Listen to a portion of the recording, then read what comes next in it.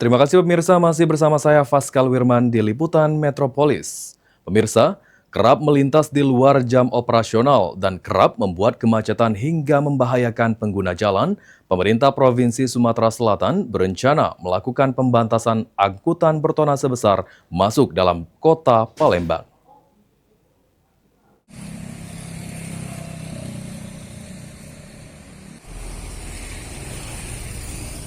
Kendaraan truk bertona sebesar maupun kendaraan truk pengangkut crude palm oil atau CPO yang kerap melanggar jam operasional, sehingga sering menjadi penyebab kemacetan dan membahayakan pengguna jalan di kota Palembang.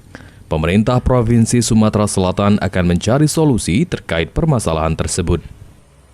Menurut Asisten 1 Bidang Pemerintahan dan Kesejahteraan Masyarakat Setda Sumatera Selatan, Apriyadi, saat ini pemerintah Provinsi Sumatera Selatan berencana melakukan penertiban kendaraan pengangkut CPO menuju kawasan Bumbaru, salah satunya dengan mencarikan solusi alternatif dengan pemindahan storage ke Pelabuhan Tanjung Api-Api.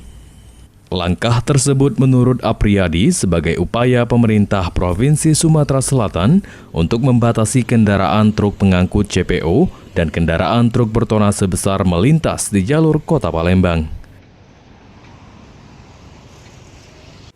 Kita pengen bahwa di masa-masa yang akan datang itu truk-truk yang mengangkut material seperti CPO dan lain-lain yang kapasitasnya besar itu tidak lagi masuk kota Palembang.